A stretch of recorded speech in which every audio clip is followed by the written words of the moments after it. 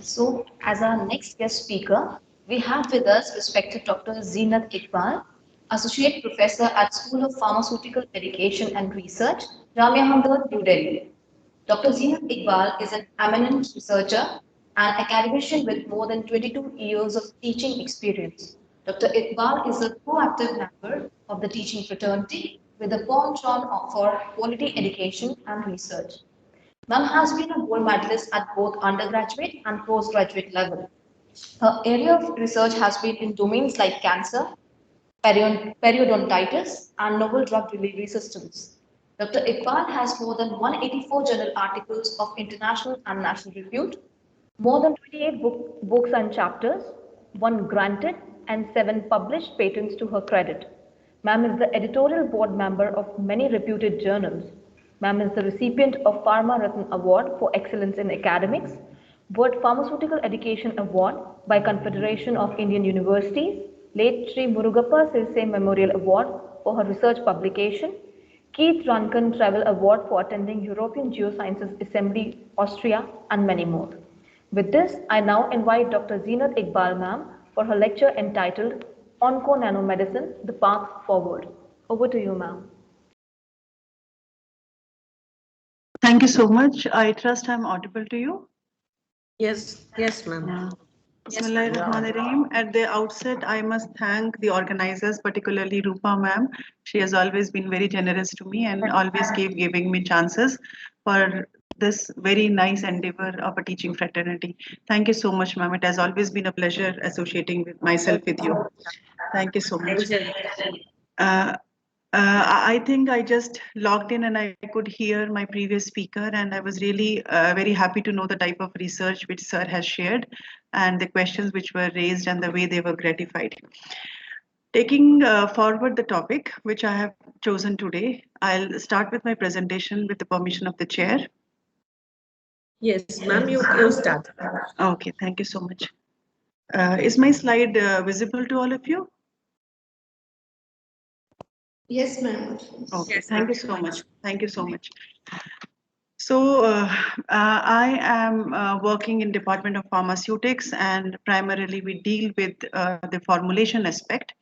So when we talk of treatment, I trust, ma'am, there would be some students and young faculty as well. So Yes, ma'am, we Yes, have. ma'am. okay, Faculty members and research scholars as well as okay. postgraduate students are here. Okay, fine enough. So I would have the teacher's attitude. So I thought I'll ask about my audience. So I'll try to impress upon certain research things which primarily help them to maybe gain some information and knowledge. Whatever little I have, I'll try to share that. Of So course. when we talk of the formulations things, one area which has actually come to our sort of rescue and has opened up a new avenue is that of the area of what we call as nanotechnology based approaches. And this science, which is now a very common word, is nanoscience and nanotechnology, has actually opened up a huge sort of big way for pharmaceutical scientists to use this information and create something which we now refer to as nanomedicine.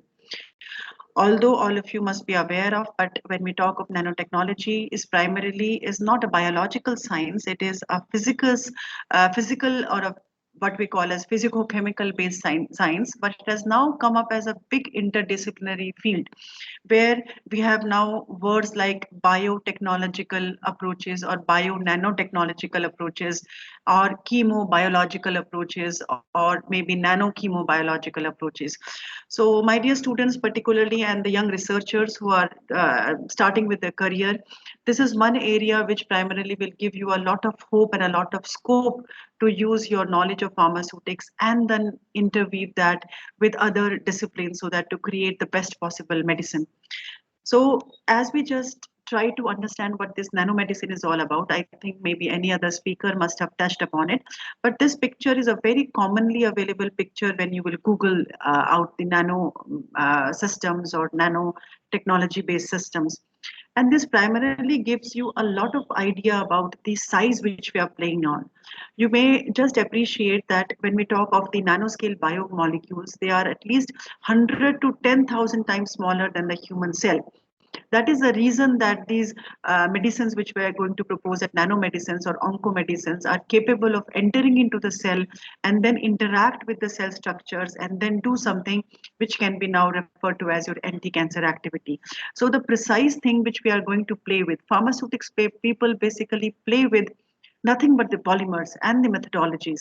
Everything is there as a information to us, and then we try to use our understanding of formulation design and capture the pharmacology and then try to make a system which is going to be very suitable for treatment of a disease. And from there in the concept of target and everything arise. As we proceed in the presentation, my intention would be to go a little deep into how we actually start a process of making a nanomedicine and how it can be used as an onco-nanomedicine. So this is something I usually always put this slide, and this is my obeisance and my Shraddhanjali to all these people who have helped, although they were from physics background, but they have given us this field of nano. And today, a lot of work which is happening in pharmaceutics formulations in and around this nanotechnology. Basically, the scientist who actually gave the first hope was Richard Feynman, who gave this very famous phrase, "There's a plenty of room at the bottom." From herein, other scientists like Tenny Guchu and then maybe the use of this buckyballs and the other engineering scientists basically, they gave out a lot of sort of ideas about how this technology can be actually translated into something which will be used for the patient care. And it was in 1999 for the first time the nanomedicine terminology was used, and the book by R. Freitas came out. And after that, not only other countries, but our own Indian scenario changed. And from 2000 onwards, we have been actively working on a national level under the nanotechnology initiative. So this was just a little bit of insight for the new researcher and the students that how exactly this science is there. I must also put up an example here that I was talking to one of our alternative medicine expert, and he gave me a lot of insights into the bhasmas and all the other Ayurvedic preparations which they have been using for thousands of years. And I was extremely pleased to know that they had done research on this particular, this Swarn Bhasmas and this, what we call as your Hirak Bhasma, that is diamond, silver, and gold sort of products, which they use as treatment for many diseases. So they had actually done all these modern characterization techniques, and they had given evidence that actually we can call them the nanomedicines of such old times. So my idea for this small discussion was just to give a little background that how the advancement in the science and the understanding of this interdisciplinary thing has actually yielded a huge field which we now refer to as your nanomedicine field. As I was just talking to you, and it must be crossing your minds as well, it can be concluded that there is not a single, what we call as area, which is untouched by the concept of nanomedicine. This particular figure on my left is giving you the idea that how many areas are covered by the applications of the nanotechnology. And this primarily gives you a little zoomed out image where we can appreciate that where are the areas. You may say that basically the physics based or the engineering areas are the one which are using nano, but the areas of biomedical drug delivery, the area of cosmetics, the area of biotechnology are actually the front runners when it comes to the use of the nanotechnology. This is another slide which is pretty close to my heart. I'm sure that this must be equally close to every pharmaceutical scientist's heart. And most of the researchers will appreciate that how much of hard work goes into just bringing one drug into the market.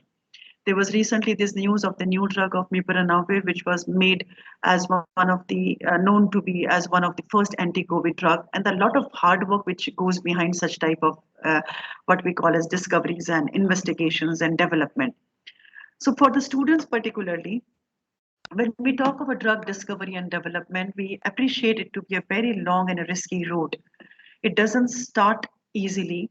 It has to go through a very tough pre-discovery phase, wherein all the information which is there already available to us through different texts, different researches are actually again researched and researched. And finally, we are in a position to actually collect some data for some of the compounds which have been of some promising nature over the years.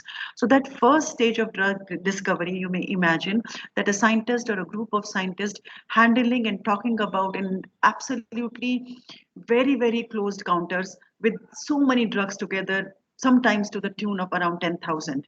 And from there, they have to filter out through high throughput screening or through other methodologies. Around 250 drugs they are able to seize out. Just see the efforts which they make. Now, there's a lot of advancement of sciences and particularly chemistry that they are in a position to actually go through a high throughput screening, and they are able to screen some potential drugs which could be for anti-cancer, which could be for antibiotic action, which could be for anti-tubercular, for that matter, any chosen area of discovery and development. Primarily, when we talk of anti-cancer drug, this journey becomes much more tougher because we do not have many of the compounds already known. We have certain of them, but unfortunately, we do not have that type of evidences which are supportive. This disease is a very complex disease, and it always has got a lot of underpinnings which continuously needs to be unraveled with time. We don't know how it is caused. There are so many things which is going to impact upon the disease condition and so on and so forth. So this becomes more tough when we are talking of the anti-cancer drug discovery. Nonetheless, the process and the passage remains the same. After a lot of grueling effect, these 250 drugs are then submitted to the animal studies. Again, for the students particularly, it becomes very difficult to establish the cancer animal model. And then a lot of research is required that if I want to have a cancer model for breast cancer, it has to be a DMBA initiated, it can be a xenograft model, it can be any other model for that matter. So all these efforts are put into action, and then finally, maybe after such a lot of journey of 3 to 6 years, we come up with just 5 molecules. Just see the type of hard work which has gone in from this side to this side.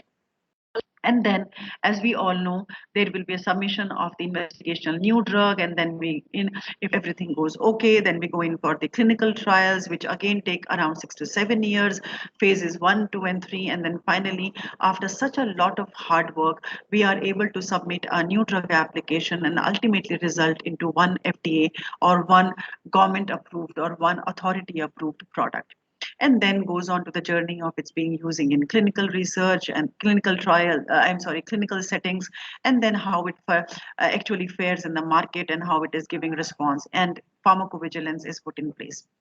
So, my dear students, particularly, and my dear colleagues, the only emphasis which I'm trying to make here is that this whole journey of drug discovery and development is actually so much of cost intensive and so much of labor intensive and so much of energy intensive that the product which is given out cannot be left out. It will be close to your heart. It will be close to my heart as a researcher, and we would like to take as much of advantage as possible of this particular one approved product. Keeping this in mind, what exactly we do as formulation scientists is that one drug which get approved, we try to make it into as many as ways so that it becomes patient compliant. So we normally have to take another journey as a formulation scientist, where we start with the conventional drug delivery system and we keep on advancing it. To simply put it in a perspective and make it a little more picturesque and understandable. So the first thing which a formulation scientist would like to do is just convert them into conventional traditional systems. That is the easiest one, that is the most cost ineffective, and that is the most affordable type of medicine. So we try to convert them into capsules and tablets and syrups and creams and whatever is responsibly done for the patient care. But as we have progressed and as we have understood the science of pharmacy, they will be associated with a lot of side effects. There would be a problem of frequency of dosing, patient non-compliance, poor bioavailability, non-specificity, and toxicity. So we have progressed to another era where we have tried to develop the controlled systems. So we have been able to convert ointment into a spray, then we have made transdermal patches, we have converted tablets into something specific like the enteric coated tablet, and maybe something which is inhalable formulations. And the progress is continuously being done, and we are still in pursuit of development of more and more controlled release systems. Then we progress into another era where we use the particulate systems like the microparticles and the microspheres. And now we are in an era where primarily we are into making something which is nano system and which primarily depends on the gameplay or depends upon the juggling of the size of that formulation, the surface of that particular formulation, the shape in which it is being prepared, the material from this is prepared, and finally we have come to an era is that of nanomedicine. So my intention to make the slide and to show it to you was that the journey from discovering development of the drug then converting into a formulation is a very longish and a very cost effective and cost intensive and an energy intensive exercise. And we have moved, as the progression is continuously moving, we have moved from an era where we only prepared conventional systems to an era where we are now preparing something which we call as the nanomedicines. So that's exactly the way I was wanting to introduce nanomedicine. It has not come or given from heaven, or it is not descended in one day. It is actually taken decades and decades of hard work that now we are talking of something as your nanomedicine. Nanomedicine primarily has emerged as a new field in itself. In the last 1.5 decades or more, Jamia Hamdard as a university and Department of Pharmaceutics particularly has contributed enormously to the research pool in this particular area. We have in our laboratories explored many applications. Our group has been working in the areas which are depicted on your screen. We have been working for the periodontal infections, as it was told in my introduction as well, that we work for making nanomedicines which are directly inserted into these cavities, and the release of that drug happens over the periods of days and months, and then we are able to cure the periodontal infections, and we do not use the systemic use of the antibiotics. We have also explored it for the ocular diseases. We have explored it for inflammatory diseases. We have explored it for allergy diseases. We have explored it for inflammatory diseases. We have explored it for infectious diseases. We have explored it for allergy diseases. Am I not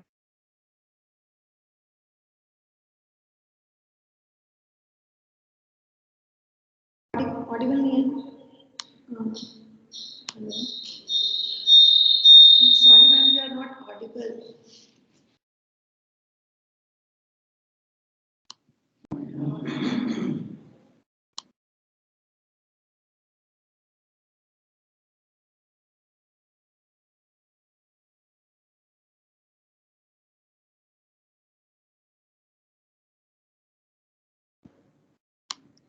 I think some network issue is going on. Yes, yeah.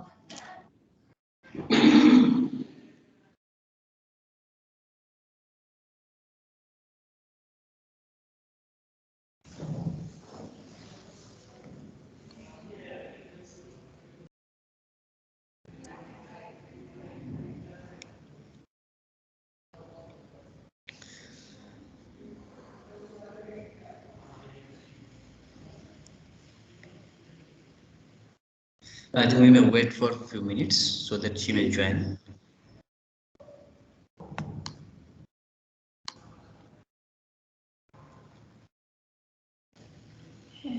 Net चला गया होगा.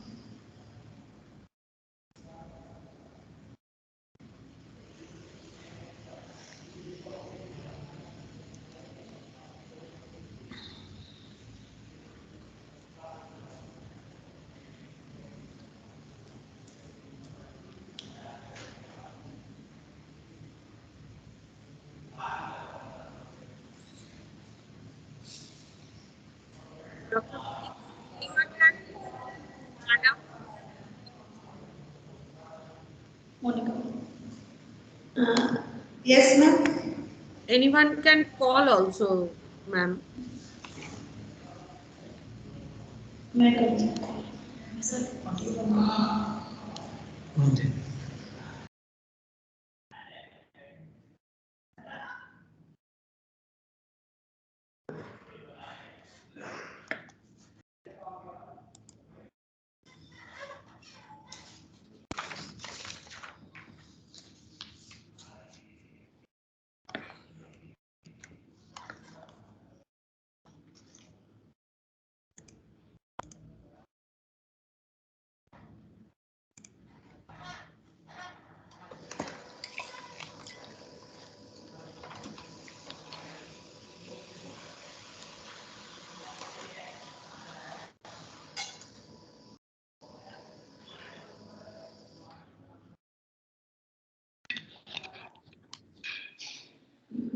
Ma'am will join within a few minutes. You have to wait.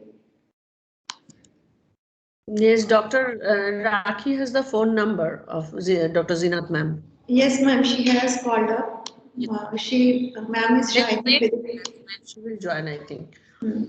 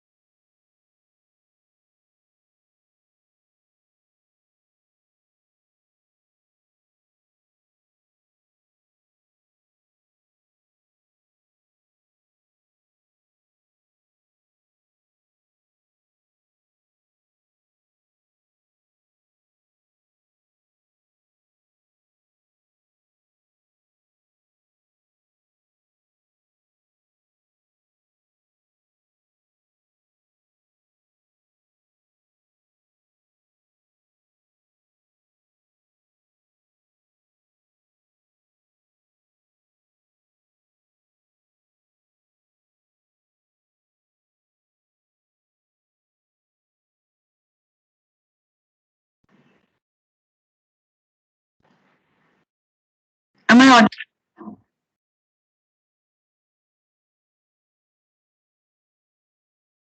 Professor Rupa, am I audible? Yes, ma'am. Yes, ma'am. Yes, ma'am, you are on. Fine.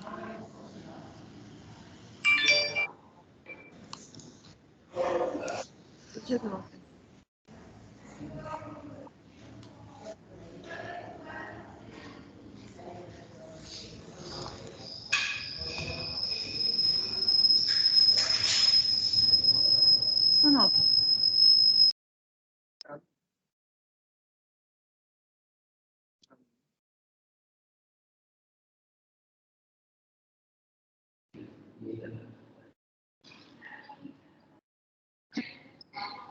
Are my slides visible? Yes, ma'am. Yes, we are visible. There's some echo, I trust, no? No, we are not facing anything.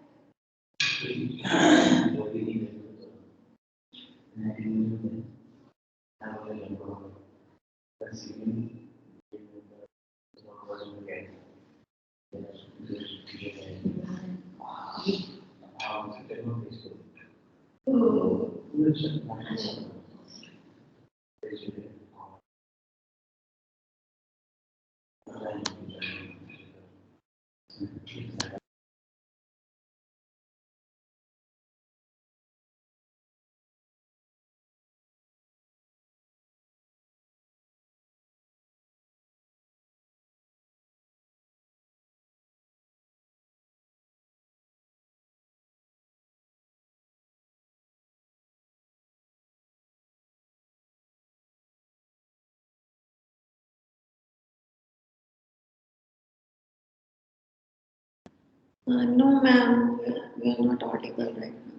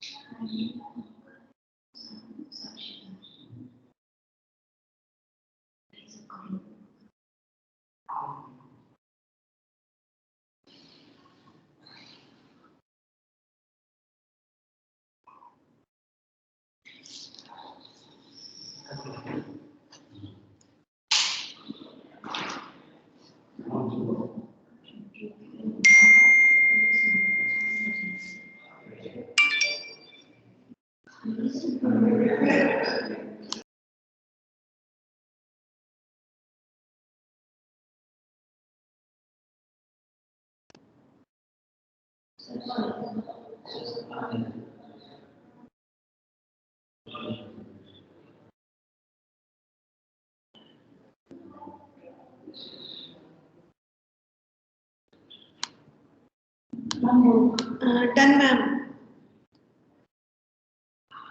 Am I audible now? Yes, ma'am. Okay, fine. Extremely sorry for this glitch. I can't help it. There's a No little issue. bit of firewall construction going on through the IT department here. Sorry, no issue at all, yeah. Okay. No issues. May I please request you to just mute yourself so that there is no echo? And if I'm in a, somebody would indicate to me if my slides are visible. Are my slides Yes, visible, ma'am. please? Thank you so Yes, much. yes. Thank you so much. I'm extremely sorry. I have Yes. to offer deep No, not some issue at apologies all. for that. But technology is like still Yes, not in ma'am. our control. No issue at all. You please continue. It is a very wonderful presentation. Okay, thank you please so much, ma'am. Thank you so much. Yeah. I'll continue from here.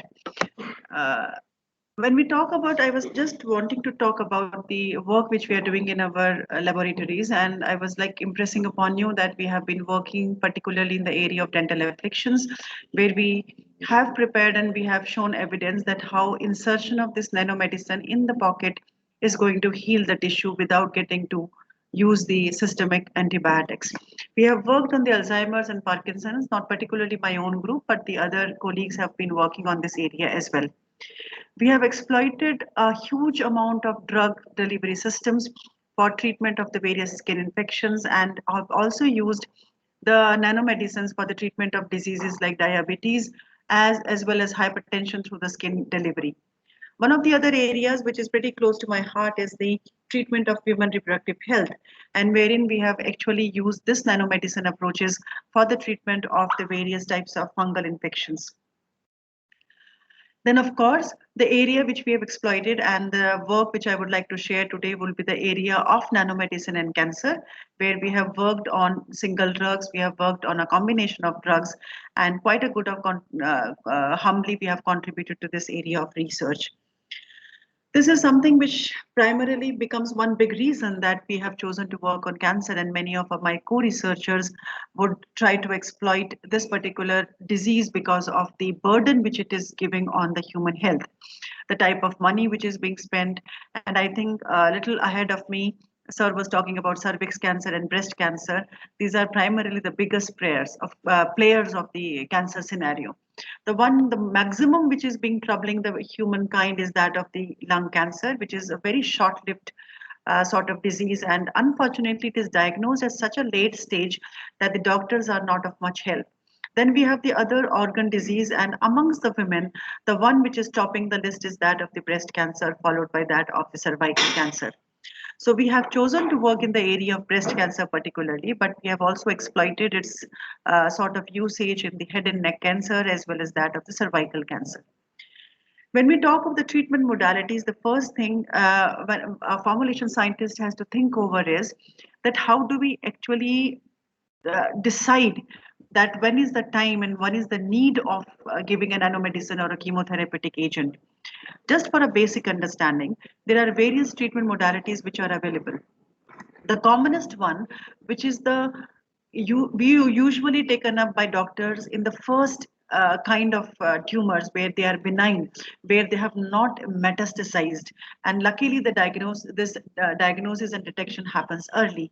At that point of time, they go in for the surgery followed by radiotherapy, and the organs which primarily are having the solid tumors benefit greatly from this exercise, but the only thing is that the detection has to happen early. After that, if for any situation where the cancer was detected late and it has now disseminated into the other organs, then this becomes a very key sort of choice for the exercise of the chemotherapy or the medicines per se.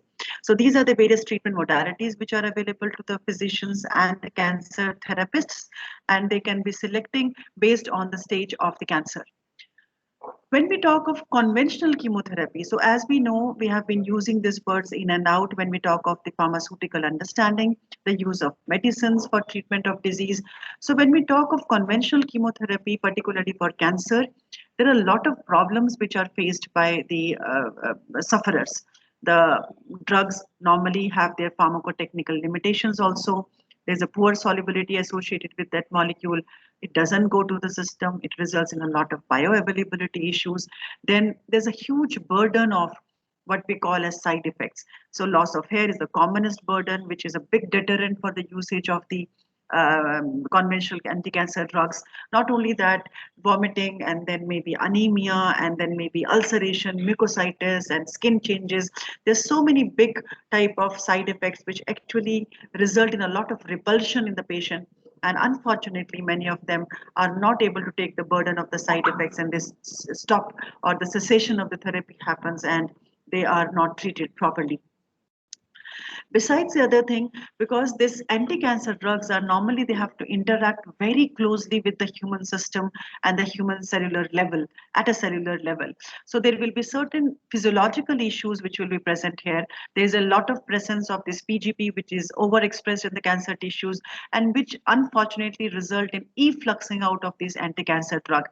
And of course, because of all these things, there will always be an associated high cost of treatment, which again becomes a big deterrent in the path of the cancer chemotherapy. Having said this, and keeping this into consideration, we look into what are the advantages of nanomedicines. So all these issues which we have come up, I will not say that they're 100% resolved and redressed, but definitely there will be a lot of things which we can absolutely control when we have taken up the advantage of nanomedicines. It results in betterment of the pharmacotechnical attributes of the drugs. They have an enhanced stability, the bioavailability, which could be the problem because of the efflux is taken care of. The toxicity is drastically reduced because we are looking forward to a targeting thing. Then there will be minimization of the first pass metabolism. We can do decoration of the nanoparticles. We can use certain other nano tools which are available to us. The solubility can be improved, the permeability can be improved, and ultimately leading to better bioavailability. We can go in for a controlled release and sustained release. And of course, like the Paul Ehrlich's magic bullet, we can actually desire and aspire to create something which will target the specific tissues and cells. So with this thing in mind and keeping the holy intention of creating a better patient compliant and a better therapeutic tool, we embark or we go into what we call as the journey of nanomedicines. When we talk of the nanomedicine used for oncology, so we may use the word onconanomedicine. It has got a huge spectrum of the tools which have been used. We primarily have an armamentarium which consists of the nanoparticles. We have another arm which can be used for diagnosis where the formulation or the nanoparticles can be used for quick diagnosis. We also have a concept of therapy which can be based on, which I just mentioned, which can be in association with the other tools like radiotherapy and immunotherapy. And of course, as I just mentioned, we can really aspire and desire to get a targeted drug delivery. So all these nanomedicine tools have been employed in a lot of research in the last few decades. It's come up in academic research, and I'm very happy to share that a lot of drugs have actually entered into the clinical trials. There are different types of tools which are available. Again, speaking from the student's perspective and a researcher's perspective, we have been talking of these terminologies and been using this system and reading about this system a lot. The lot of available tools are there, which can be nanoscale delivery systems and which might include the simplest of them like microemulsions, but we also have liposomes, nanoemulsions, microclusters, multiple emulsions, microgels, then biopolymer nanoparticles to name a few. Primarily, what we have been working on is the polymeric nanoparticles, where we can create nanospheres or nanocapsules.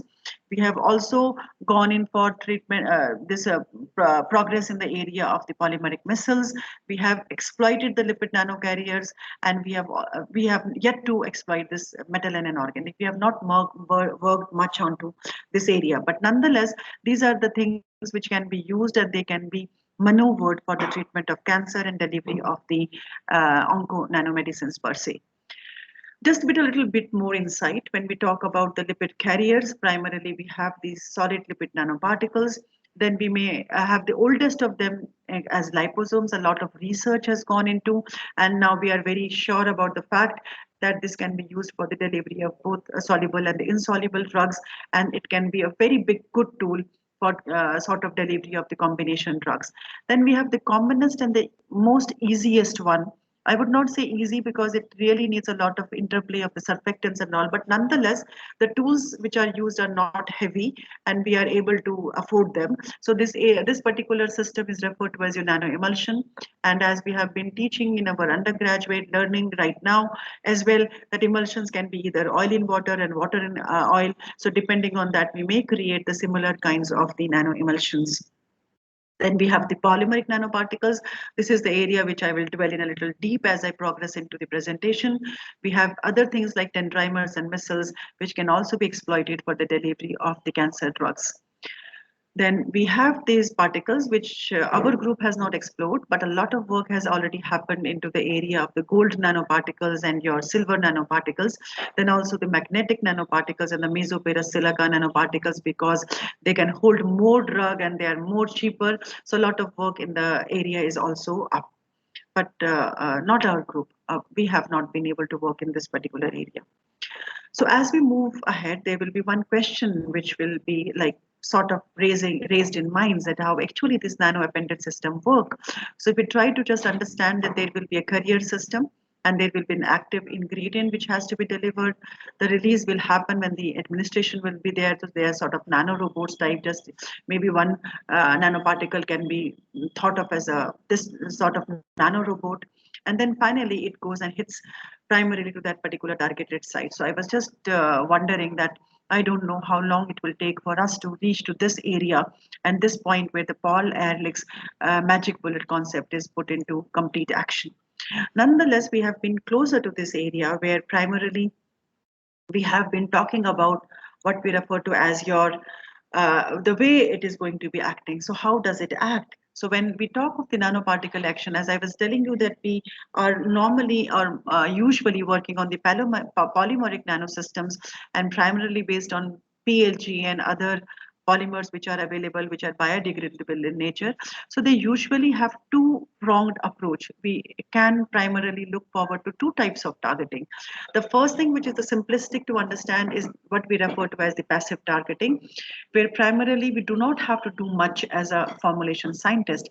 We create the nano packets or the nanoparticles which are carrying the drug, and because of the changes which has happened at the solid tumor pathophysiologically becomes different. It has got fenesterations, it has got a lot of openings. Nahin, nahin. Which has become a lot of which has been resulted into a lot of fenesterations and a lot of what we call as there's a change in the whole physiology and morphology of the cell, and the cells becomes a little more leaky. So we say that the tumor has become leaky, and that has actually helped the drug delivery system. So in the normal capillary, you will have a tight junctions and the cell will be packed very closely, whereas in the tumorous area and the vessels which are entering into the tumor, they have got a lot of fenesterations and sort of pit holes here or pitfalls here, which are then very commonly what we call as taken advantage by the nanosystem, and they just get deeper into it. And inside the tumor, if you may just look into that, it results in a poor lymphatic drainage, and where the nanoparticle will get sort of entangled, and it will be just simply not allowed to go out. And that is exactly the what advantage we are taking about, that okay, the nanoparticle will enter into the tumor system, and because of the pathophysiology and because of the tortuous nature of this lymphatic tissue there, it will now not get sort of released from that tumor, and that works beautifully for us as formulation scientists, and it really helps the drug to reach to the site where we actually want it to reach. And this exactly the enhanced penetration and then retention is now referred to as your EPR effect. So most of the passive targeting is heavily dependent upon this EPR effect of the tumor, but unfortunately there can be certain tumors which will not have an EPR effect. So in that case, the passive targeting will not be that functional. Then the endothelial pore sizes may be different in the primary and the metastatic tumor. So physiologically, it might not favor the entry of the nanoparticles. And then another limitation which has to be kept in mind is that when passively these nanoparticles enter into the tumor milieu, they release their drug in and around the tumor rather than getting inside the cell. So this becomes a limitation, but nonetheless, some of the solid tumors have shown beautiful sort of treatment pattern after being passively targeted. So we have another arm which is much more dependent, and that is that of the active targeting. So as we are now aware, I think you must have had a good sort of engagement with other speakers, where you must have got the understanding of the basis of cancer and the cancer pathophysiology. Keeping that in mind, we may just very quickly apprise you that we have got a lot of overexpression of receptors at the site of the tumor. So that receptors are physiologically, pathophysiologically overexpressed. You can see this gray arrow type of things. So these gray arrow type of things are representing the receptors. And here you can see the starry design of the nanoparticles. So we have tried to decorate it with certain ligands, and you can see it has got a little bit of love or felicity for these receptors. And these receptors help these drugs to get into the milieu of the cell, and maybe the drugs which are there now will be released into the cytoplasm, and then if there is an intercalating agent drug, then it might result in intercalating with the DNA and giving you a much better targeted effect and much better anti-cancer activity. So the advantages which are associated with active targeting are that, okay, they will deliver the specific cargo at the cancer cells, they will have a cellular interaction, and they will be having a better cellular permeation. The drug will be available at the site, and it will not necessarily not cause any side effects on the non-target sites. Then of course the residence time of the nanoparticles will be much more, because now they have been squeezed into the cellular milieu. And of course another important thing is that because of the capability of the active binding, there will be specific targeted sites, and the targeted cancer treatment will happen. So in our laboratory, we have worked for the last close to a decade, and we have been able to use different aspects, and we have been able to contribute to this particular area of research in pharmaceutics, where we have actually exploited the delivery of a single drug molecule, and also we have of lately tried to deliver the dual drug as well in the same system, which will be having certain benefits. So I'll be dealing more with today this particular work which has been recently completed in our laboratory. So a recent work which has been published is based on use of the design experts, where we tried to deliver the L-asparginase, which is a protein-based drug, which is rather a protein, and which was encapsulated in a PLGA polymer, and finally it was tested in vivo in the Ehrlich ascites tumor model of rat. So this was very recently published. So when we talk of the single drug, let me just try to come to the point which I would like to discuss today, as this was one of the work of my PhD students, and we had been working on the single drug moieties, like capturing of drugs like paclitaxel and topicone and tamoxifen for that matter. And then suddenly we realized that what if we try to have two different drugs in a same polymeric matrix and then find out whether it is going to be effective or not. Because let me tell you why this idea has to be taken up. In the clinical setting, when a doctor is treating a cancer patient, it is very rare that a single drug is going to treat that cancer. So normally there is something which we refer to as an onco board or an onco panel, who take into consideration the symptomatology of the patient, and they decide a combination of the drugs. So they will combine paclitaxel with, let us say, topicone, then maybe some other drug with some other drug. One will be an anti-angiogenic agent, the other would be an apoptotic agent, and so forth. Just imagine the distress of the patient who is undergoing this type of combined chemotherapy. So we looked into the probability that if we are in a position to have a combination drug therapy, so the single drug therapy has got its own limitation, it has got a single target, but when we talk of a combination drug therapy, it has a very clear advantage of having a multiple target, so we can have a multi-pronged approach of treatment. It will definitely result in much increased off-site toxicity reduction will be there. It will make it bring the toxicity down, and it will definitely bring the side effects down. So when we talk of this particular thing, there will be a thumbs up because it is going to have a multiple target dose reduction, and it is going to have a thumbs down because we are actually going to be really helping the patient with the increased side effects. Then of course we are looking forward to an increased quality of life. So what is the solution to this problem? If you are looking for all these things, what could be the solution? So we propose that we can go in for a combination of drug, and we further thought of that the combination should not be of both the synthetic drugs. Rather, we took over, that the drug combination of one synthetic drug, which is a hardcore anti-cancer drug, can we combine it with a herbal based drug, which will work through different targets and bring down the side effects of the other synthetic drugs. So that was the basic intention behind this combination proposed. So we were looking forward to two drugs, which is one established anti-cancer drug like topiticon, and the other is the herbal based drug, which we use call as Unigella sativa, and which is called kalonji in our normal native language. And then in the Islamic and the prophetic medicine, it has got a huge sort of respect, and it is known to treat most of the diseases. And there was a lot of work, in this paper which came out a couple of years back is going to it captured very well the 50 years of research in thymoquinone and the Nigella sativa and the other things, and how it has been able to act as a herbal bioactive, and through multitude of mechanisms it is going to support the cancer therapy. So all these things were kept in mind when we chose these two combinations.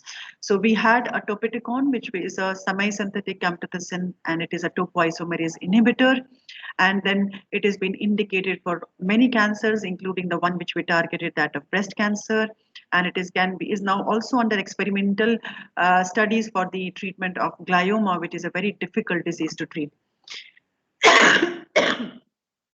Sorry. The thymoquinone primarily is obtained from Nigella sativa, so we did not use the extract, rather we went in for pure thymoquinone.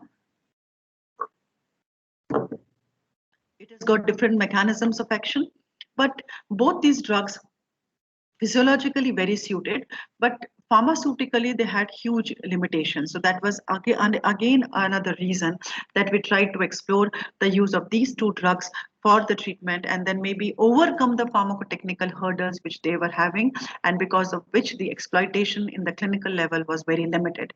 So this topiticon is a water soluble drug, so again entrapment becomes a little difficult when a drug is water soluble, and it has got a huge cumulative dose, so we had to look into that. Then it has got another issue, that it is active in the lactone form and it is inactive in the carboxylate form. So we had to do something that the drug remains in the active form. So that was a challenge when we talk in terms of formulation milestones. Then thymoquinone itself is a highly lipophilic drug. When given alone, it has got a poor solubility, limited bioavailability, and also has another issue of thermosensitivity and photosensitivity. So the limitations of these two drugs, we just wanted to overcome them. And then we proposed that, I think we have answered this question already, that it is going to help us. And let me just repeat it for those who missed it out. So when we talk of thymoquinone, it was taken as a potential chemosensitizer. So one thing which has to be kept in mind, that despite the usage of the anti-cancer drugs, there has been problems because the body doesn't respond in the same way. Some of the cancers are treated, but unfortunately another patient is not getting treated. So the resistance happen like it happens in the antibiotics as well. So in that case, there is a use of chemosensitizer protocol, and then they have to go for a lot of photodynamic radiotherapy, and then they give the medicine. So this drug thymoquinone has got an inherent capacity of acting as a chemosensitizer. So we thought that why not combine a chemosensitizer with a drug. So this thymoquinone, which will work through different mechanisms, because of the time paucity I'll have to shut it down. I will not go into the details of it, but the take home message is that thymoquinone will act as an anti-cancer drug through different mechanisms, but it will also ideally act as a chemosensitizer, which will make the cancer cells more sensitive towards the treatment by the other drug, that is topiticon. The other thing which comes to mind is that we are looking forward to an active targeting. We are looking forward to an active targeting. Therefore, we would also like to decorate them. So the word decoration is simply that when we are not having the naked nanoparticle, rather putting some ligands into it. If you remember that star diagram, so these small outings in the form of the triangle were actually the ligands. So there are a lot of ligands which are primarily known now, like the transferrin and the folate ligands, which can be sort of targeted to the receptors which are present there at that particular site of your treatment. For example, for a better understanding, the transferrin is a very common ligand which is being used for the treatment of glioma and a metastatic solid tumor by use in liposomes, because this cancer is overexpressing transferrin receptor. So something which is having transferrin will be more attracted to this transferrin receptor, and ultimately there will be a targeted drug delivery. So that was another idea which we wanted to exploit in this particular sort of endeavor. Then we chose PLGA. There are 100 reasons why PLGA should be used. And the commonest one, that it is biocompatible, non-antigenic, non-allergic, and it is going into the Krebs cycle, and finally it is non-toxic to the body, and that actually doesn't get primarily accumulated in the human system. One of the reasons for the failures of this gold therapy and the silver therapy is primarily because it goes and sort of puts itself into the body, and which might result in toxicity. So that's why this is a very safe way of making a drug delivery or onconanomedicine when we are using these polymers like yours. Please answer this question. So when we are talking about this PLGA, so that becomes a choice polymer. So let's now quickly take up the summary of all these discussions and what was the pharmaceutical research challenge. So the challenge was that we had to incorporate two drugs which were of two contrasting kinds. Then we wanted the drug to be working at the right site of action, right dose, at the right time and right duration, and it should reduce the drug toxicities. It should act as a targeted drug delivery and only hitting like a cannon the target and nothing else. So that was primarily what we bore in mind before we started. And as pharmaceutical scientists, we have to take up the pre-formulation first, followed by the formulation. The formulation was first the dual loading and then taking up the decorated ligands. So I'll just skip these slides. We have to go in for physiochemical characterization, then the UV analysis, construction of the calibration curve, FTIRs, and all the other things. So which is like very simplistic approach and a pre-formulation routine thing which every scientist do. Then this is the method which we adopted. The method was from literature and which is modified a little bit, and it was double emulsion method.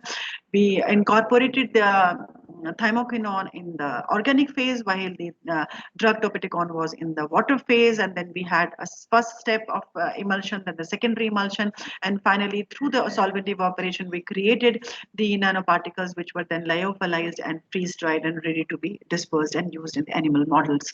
Then we primarily one thing which is a take home message for all the researchers, that until and unless we have got a rigorous characterization of any of the formulation, it cannot be accepted, and it cannot be accepted by regulations. It cannot be accepted by any user as well. So we have to undertake the process of a rigorous characterization. So the size, if you remember in the beginning only I told that the nanoparticle has to be worked through the size, through the shape, through the nanomaterial composition. Therefore size becomes an important parameter. So we look forward to the size and the zeta potential. Then we take help of the scanning electron microscopy for the topology and transmission electron microscopy for the actual size. You can see the size ranged from 200 to 228, and primarily the same is also being corroborated by the sizing slide which is being shown here. Then, of course, the in vitro release had to be undertaken, and we were in a position to analyze both the drugs delivered simultaneously, and that was exactly the first milestone which we obtained. This was published in one of the very reputed journals with an impact factor of 5.9 now, and the work was appreciated. And this paper only consisted of the in vitro release. We had to really fight with the reviewer when he posed so many questions, but hopefully and luckily we were in a position to get it published. Then these are some of the other papers, not from our group, but they have emphasized the use of the ligands. So there are two types of ligands which we exploited. I'll only discuss the one which we had used here. So we can have the octreotide and we can have this lectin. So again, as I just told you in the beginning, that we have to choose a very suitable ligand, and that will be in accordance to the presence of that type of receptor. So if we are choosing lectin, then there will be some corroborating receptors overexpressed on the tumor. So that is the way by which we have to select this ligand. So we conjugated this ligand with the nanoparticles by simple conjugation adsorption method, and found out by the BCA method whether it was conjugating or not. Then we optimized the ratio, and we were in a position to find out that what concentration is required in order to get a properly decorated particle. Then we characterized categorize them, as I just told you, for various parameters like the particle size, zeta potential, entrapment efficiency, then how much time it takes to be reconstituted. We use two types of thing for decoration, the WGA and the octreotide, and both of them gave a sort of very positive outcomes when it came to the particle size. There was an increase in the particle size, but that was not very drastic. So that was primarily not deterrent in the drug delivery. So it was like okay for us. Then we moved on to the next part of the work, where we actually use the MCF7 cell lines, which are the